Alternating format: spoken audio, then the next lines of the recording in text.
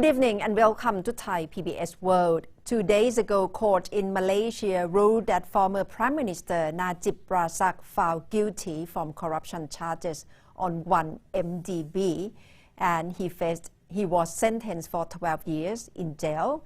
What's the sentiment and reaction from people in Malaysia, and what would be implication on political game in Malaysia? Thai PBS World tonight, Kun Thep Chayong and Kun Nat Bunnak talk to a Thai journalist and researcher in Malaysia, Kun Prang Thip Dao Reung. Did the verdict handed down on Najib Razak by the Supreme Court early this week surprise you?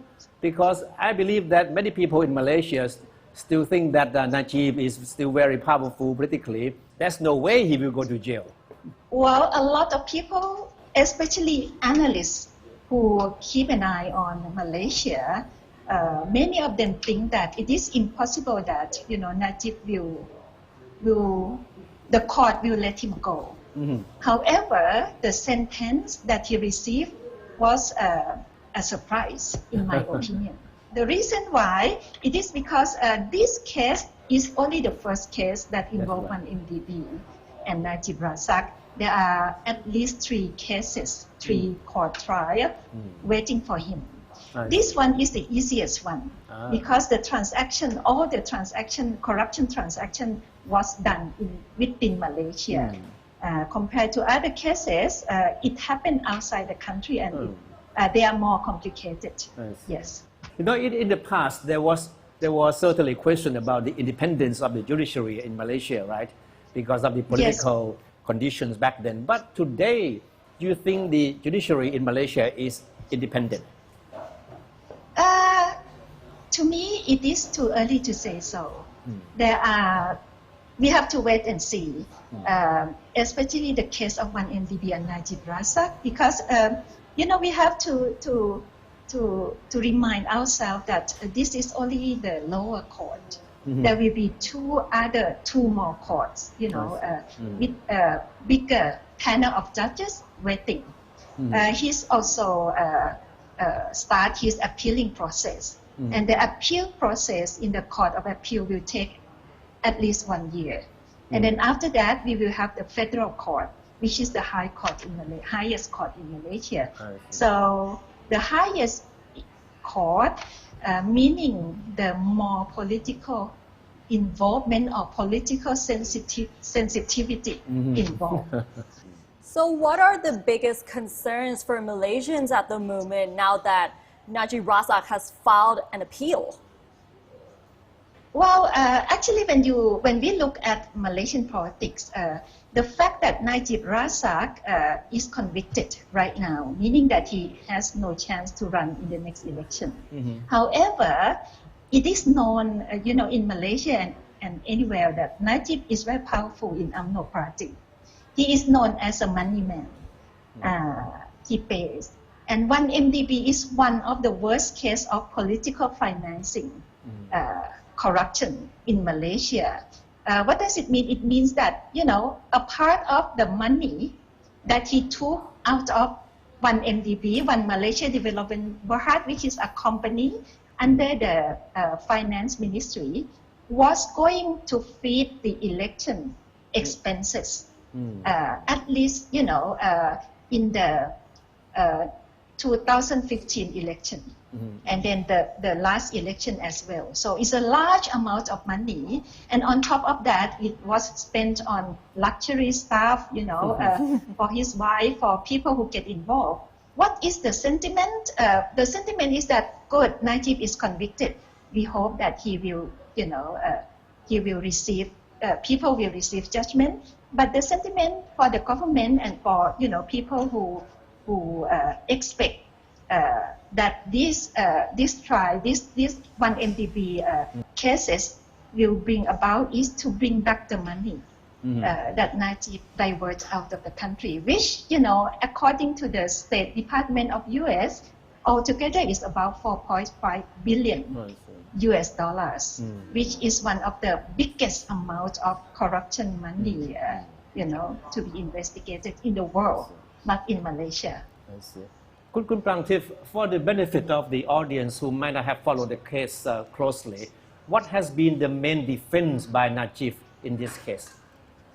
Oh, well, this is what they call the defense of innocence.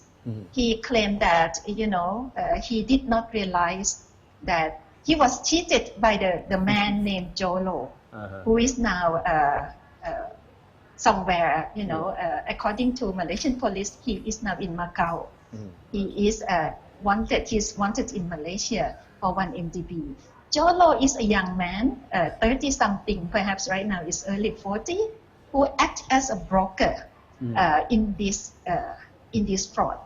Now, Najib claimed that he did not realize that Jolo did this. He is innocent. And the first case that he was convicted the other day was the case about one company, which is subsidiary company of 1MDB called SRC International. An amount of money was diverted from SRC International to Najib's bank account in Malaysia. Najib said he did not know how the money was put in his bank account. He insists so. So this is his line of defense. The court in handing down the verdict said that the prosecutors have proven beyond all reasonable doubts all the charges, right? That means that the evidence against Najib is very clear. The charges are very clear. So, but do these in any way change the views of people who still support Najib Razak and UMNO? When you ask whether people who support Najib, if you mean grassroots supporters, that's right. As far as I heard, Muhyiddin start to get more grassroots supporter right now, because he's a Malay, he's from UMNO, he's senior, and he doesn't have a corruption problem so far. And it is funny to say that 5 years ago, Muhyiddin was Deputy Prime Minister of Najib Razak. And he was the one who raised the issue of 1MDB in the party, saying that Najib needs to explain what is going on. So Najib sacked him. I see. So he was kicked out of UMNO. Right now, Muhyiddin is the first enemy of Najib. So two persons will be contesting in terms of influential. Yeah. So what would be the future of politics in Malaysia then? Right now, I don't think any party or any groups, opposition or government, I don't think any group is solid. In the last parliamentary meeting to change the Speaker of the House, when we count vote, the gap between government and opposition parties was only 4 votes. So it's razor thin. It means that the government right now needs to boast that gain more seats in order to proceed, in terms of policy better. At the same time, the opposition, Anwar and Mahathir, still have a chance if they manage to show leadership and convince more voters to vote for them in the next election. And that's all from Thai PBS World tonight. Thank you very much for watching.